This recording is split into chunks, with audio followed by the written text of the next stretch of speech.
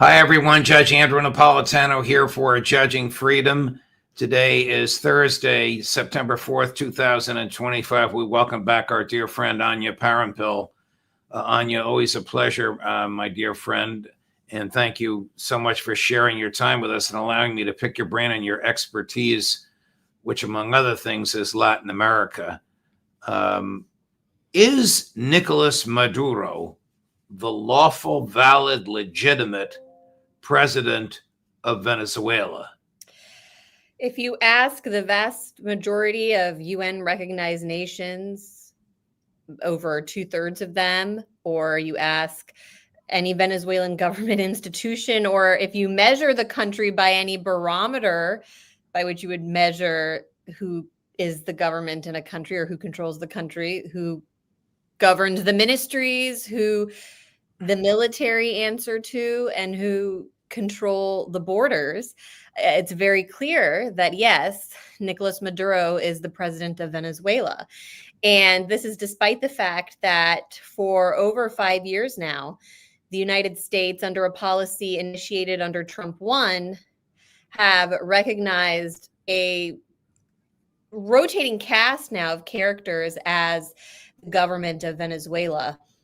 This began in 2019 when the U.S. recognized Juan Guaido, an opposition candidate or an opposition lawmaker in the country's National Assembly, as the president of the country.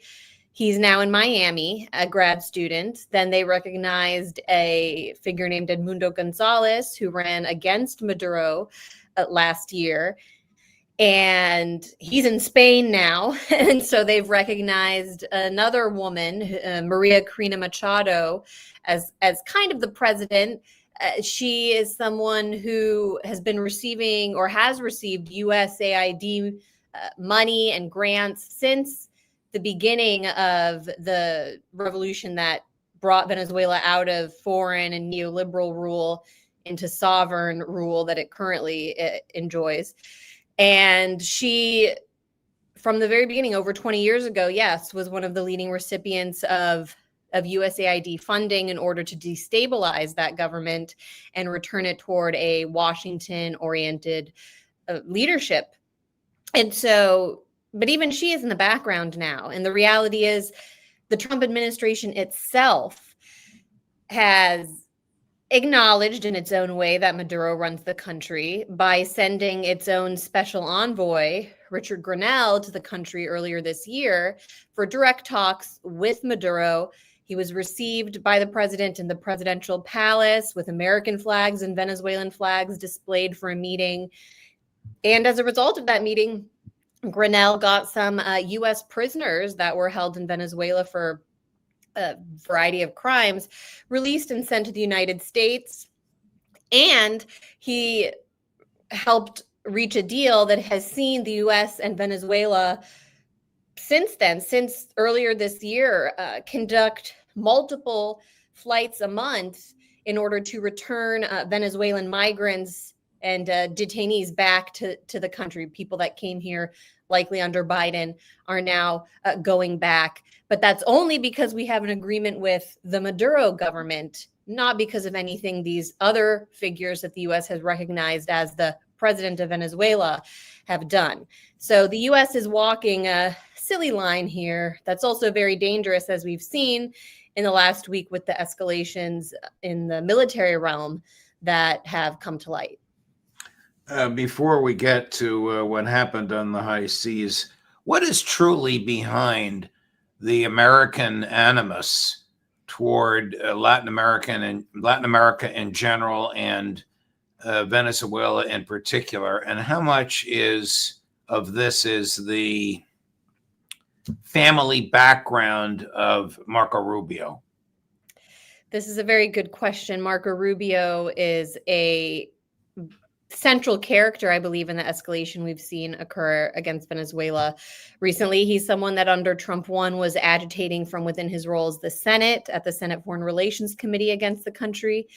But now he occupies a very significant role, not just as Secretary of State, but as Trump's national security advisor. And unfortunately, Marco Rubio is someone who doesn't act according to America first when it comes to Latin America. Not that he's someone who's known for being brilliant when it comes to Europe or the Middle East or China either. He's, until he joined the Trump administration, someone that was rightly considered a hawk, neoconservative, classic neoconservative who agitated for more confrontation with Russia, is very much in bed with the Zionist pro-Israel lobby. And on the Americas is someone who acts according to the interests of an expat community in Florida that is dominated by Cuban and now Venezuelan exiles who want the United States government to act toward Latin America, particularly toward their home countries, not in a way that makes sense for the United States. Venezuela being a great case because it's a home to some of the, or to the largest oil reserves in the world. Sanctions have damaged its production capability in recent years, but China and Iran and other major countries are now working in Venezuela to recuperate its oil production capacity. And our entire relationship with Venezuela for almost 100 years since oil was discovered in the country has been based on the U.S. shipping that oil here. It fueled quite literally our battle in World War II. The U.S. military was very overwhelmingly reliant on Venezuelan oil in order to literally fuel its military. And so this infrastructure exists. It should be something that we easily turn on. If we're really putting America first, we could have cheaper gas, for example, if we weren't cut off from this supply south of the border. And yet we sanction the country and refuse to import their oil, thinking that we're going to make the country weaker. And so there's this interest. Yeah, you could say that it's about the oil because we just want to get it by force. But in reality, we could get the oil if we wanted to just have normal relations with the country. And people like Marco Rubio want us to set those interests aside and for ideological reasons want to weaken the Venezuelan state, just focus on demonizing it as a socialist pariah. And it's very dangerous because they are pushing toward an actual military confrontation in our hemisphere. And so it really doesn't make sense from the perspective of oil, from the perspective of stability. You could have a major migrant crisis, even more extreme than we had in recent years, if Rubio has his way in the country. When was the last time we had normal commercial, diplomatic, cultural, political relationships with Venezuela? We did up until the Trump one administration. We had an embassy, a functioning embassy, Venezuelan embassy in Washington, D.C. Since then, the U.S. used its secret police basically in Washington to seize that building. They kicked the staff that represented that government out. And so now it's an empty edifice in Georgetown with cardboard paper boxes in the window the last time I checked. And this is a disaster for Venezuelans that are here or that have come here in recent years with the migrant influx because they can't even get services if they want to return to their country. It's difficult because we've made it that way. And so, but even then we weren't importing Venezuelan oil, not at the height that we previously had, but until 2019, basically, that's when this extreme policy came down of breaking off relations altogether.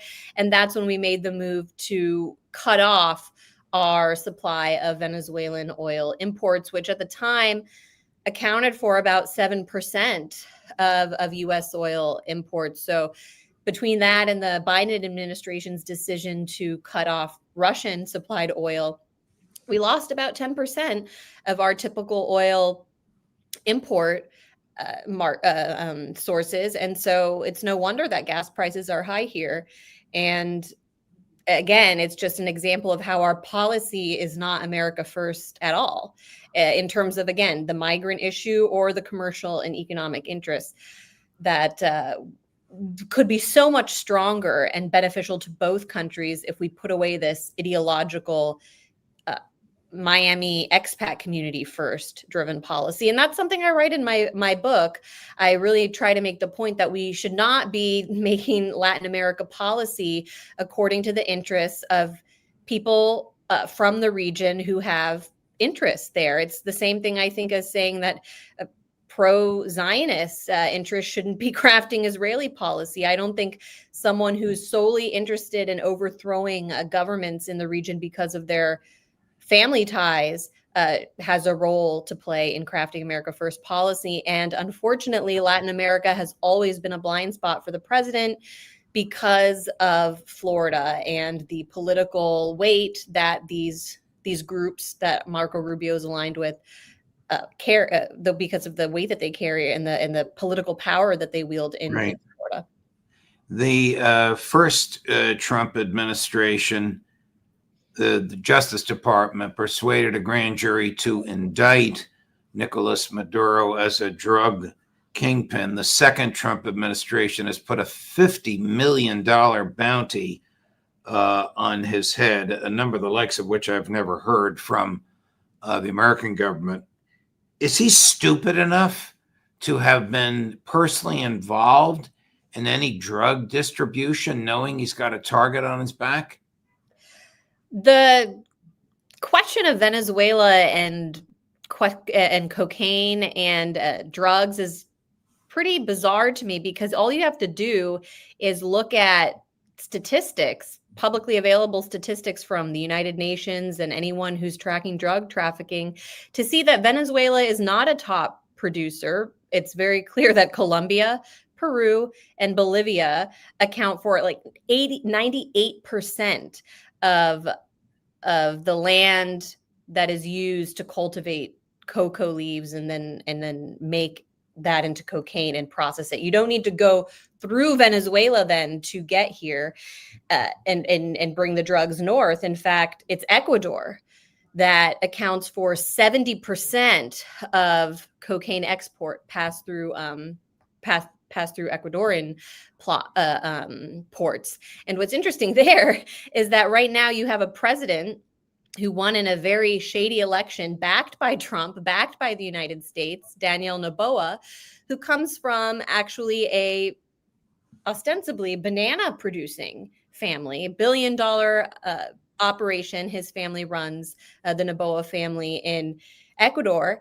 Now get this, the Noboa family, their company has actually been caught trafficking cocaine to Europe through their banana company.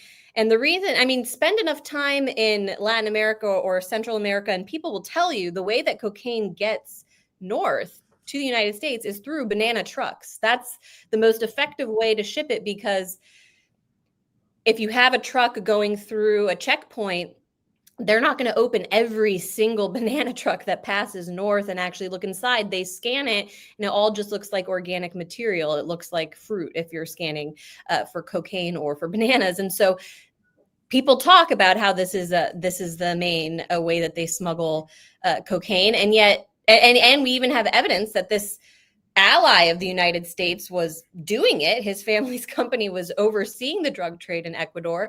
Same thing as under Trump 1 in Honduras. We had a closely allied president with the United States, Juan Orlando Hernandez, who's now in a U.S. jail for cocaine trafficking. His family was the top cocaine family in Honduras while we were his ally, while we were helping him steal elections. He served consecutive terms as the president of Honduras, even though that wasn't even constitutionally liable, just because we backed him just so that he could run drugs to the United States. So is Maduro's family involved in drug trafficking? I can't say. But what I can say is that these U.S. allied figures that have a history of running drugs documented to the United States, for some reason, enjoy close relationships with the United States.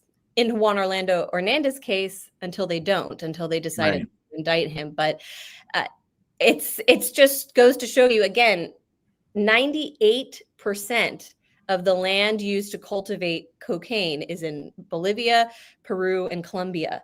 All you have to do is look at a map of Latin America to see it doesn't have to go through Venezuela. That's not to say that there aren't drug operations happening or there aren't gangs involved in the country, But that's not the way that the cocaine is flowing. It's flowing from those other 3 countries north. And so it just goes to show the U.S. is not serious about combating drug trafficking. And again, with this latest strike on the boat that we saw take place. What do you think happened in the high seas the other day? I mean, we see a picture of it, so we know these people were murdered. But what do you think is behind all of this? I happen to think it's just for show.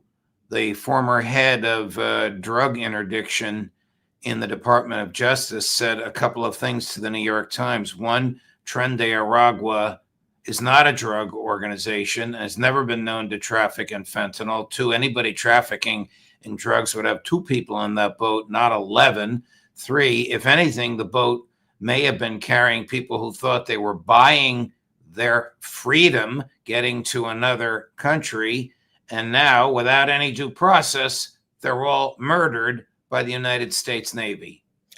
It reminds me a lot of the so-called terrorist meeting in Yemen that the Trump administration released video of before it bombed and killed who knows how many people earlier this year, under claiming that it was a terrorist meeting, but it was actually likely a wedding party, a tribal ceremony in Yemen.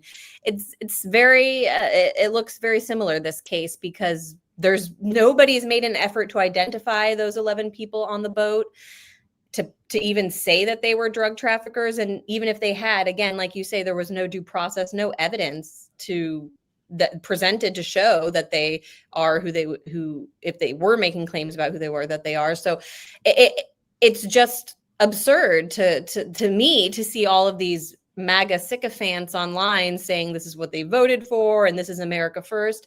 What that actually is a step toward war in the Western Hemisphere. And looks a lot like the war on terror, the war on drugs. You can just call anyone a combatant or anybody a terrorist, anybody a drug trafficker, and kill them, take away their rights. That's not a program that I think I would endorse, or that a lot of people who criticize the illegal wars of the past, by the way, Tulsi Gabbard included, would endorse. I know that she has made very strong statements in the past about Venezuela, including saying that, it should be up to the Venezuelan people who they elect as president, but also that a lot of the instability we experience here in the United States, or issues that we have with the migrant crisis, are tied to our continued meddling in Venezuela and the region. She's made those statements in the past, and yet now, as the director of national intelligence, she's apparently in the room when these decisions are made. Though I do think this is coming, yes, from the Rubio wing of the administration, and he's apparently gotten quite powerful. Rubio, I think, wants to have a win as well with his base in Florida, because behind the scenes, I will make the point that U.S. Venezuela oil imports are increasing. Reuters just released data that they're at a 9-month high this week. So that might upset people like Rubio, and they might want to put on a show for their base and say, oh, no, look, we're fighting Maduro. We're not, we don't have good relations with him. We're ready for airstrikes, which is shocking, honestly, that they're even discussing this, or that I saw Secretary of Defense Pete Hegseth say that we're ready for whatever military action the president wants to take. I mean, are people really considering what it would mean for there to be a U.S. invasion on the American continent, and the level of instability we would experience as a result? I mean, we think Europe after the Middle East wars were bad. Yeah. Obviously, they don't think about it. Neither Hegseth nor Rubio could provide a legal basis, any legal authority for the decision to execute. Chris put together a little treat for you because we expected you would mention Tulsi Gabbard. You'll like this. Watch this. Cut number 12, Chris. Because every time the United States, and particularly in Latin America, has gotten involved in regime change, using different tools to enact that regime change, there have been both short and long-term devastating impacts. The United States should not be in the business of intervening, of picking who should lead their country, and we certainly should not be threatening military action. Venezuela poses no threat to the United States. Congress has not authorized the United States to go to war in Venezuela.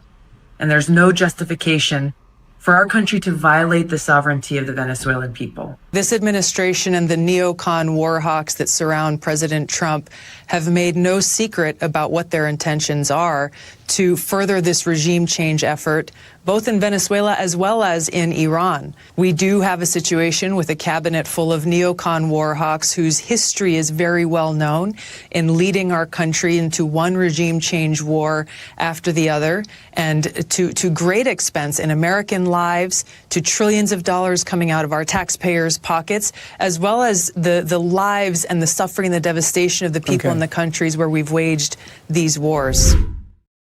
She sounds like you. Painful to watch that.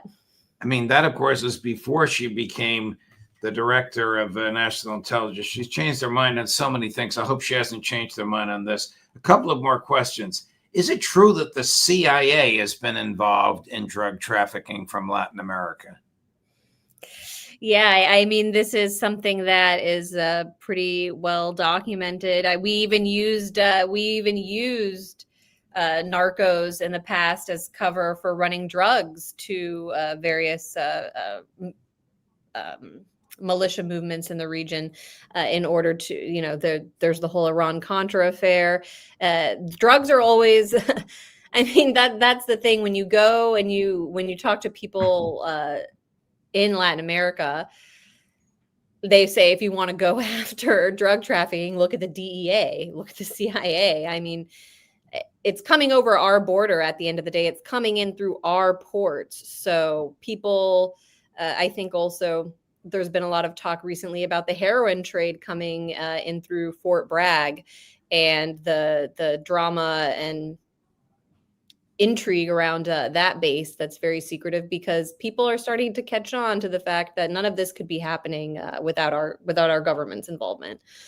Tell us about your book, Corporate Coup, Venezuela and the End of the U.S. Empire. Well, it's something that the point that I make at the end of U.S. empire is just to say that, as a U.S. financial source was remarking to me this morning, Venezuela will soon be shipping its oil around in Chinese flagged ships, tankers. It's built relations with China, Russia, Iran, kind of that rising multipolar world that you saw on display at the V-Day celebration in China recently. Venezuela had a high-level official in attendance there. And so are we really going to pick a fight now with this country where China and Russia have heavy investment, including a military presence? Russian military advisors and joint drills, you see them take place between Russia and Venezuela. The reason that China and Russia also aren't going to let go of Venezuela so quickly are the same reasons that the U.S. is interested. This is a country that is very strategically located, has the leading untapped gold deposits in the world, the top oil reserve in the world. And so it's going to be rich in the future. We've beaten them down with sanctions for quite a while, but they're going to rise again. And so in my book, I'm arguing that we should make a decision to interact with Venezuela and the region cooperatively and based on mutual interests, not on ideology or, we're basically upset that they nationalize their oil reserves and their mineral reserves and don't just allow foreign companies to come in and dominate it. But this is the 21st century. This is 2025. We are not going back to the era of colonialization and neoliberal domination in these countries. And then the first part of the title there, Corporate Coup, the major investigation at the crux of my book actually looks at how this recognition of a shadow government in Venezuela provided the cover for the United States to, as they then later did with Russia, but in a more direct way here in the United States, seize all Venezuelan state assets, including their sovereign gold supply, and eventually including Citgo Petroleum, which you might know as a gas station in the United States. It's a private company, but American company, but is a subsidiary of Venezuela's state oil company. It was the gas station that basically pumped Venezuelan oil all the way through their infrastructure from Venezuela to the pump. And the U.S. courts have seized Citgo as a result of this conspiracy that I document in the book, and are now slated to sell it off to the highest bidder. And now we're finally, after waiting for years and years, discovering who this buyer is that's going to step forward and reap the benefits of the theft of Citgo. And it's going to be Paul Singer at Elliott Capital Management, who happens to be a leading hedge funder, billionaire who backed Marco Rubio his entire career, one of Marco Rubio's leading financial backers, now as a result of this coup policy. And probably the second largest donor after Mrs. Adelson to AIPAC. Well, yes, major you have just tied all this together so nicely. Anya, it's a pleasure chatting with you. It's so much more enjoyable to chat with you than your husband. Why can't he be as nice as you are? No, I'm kidding. I love him. I might like to pick a fight with him over nonsense. No, I know you love him. It's been a real pleasure. Good luck with the book. Good luck with the baby. And we'll hope to see you again soon. See you soon, Judge. Bye-bye. Coming up at 2 o'clock this afternoon, Colonel Lawrence Wilkerson, and then back-to-back at 3 o'clock, Professor Mearsheimer at 3:30, Colonel Douglas McGregor, Judge Napolitano for Judging Freedom.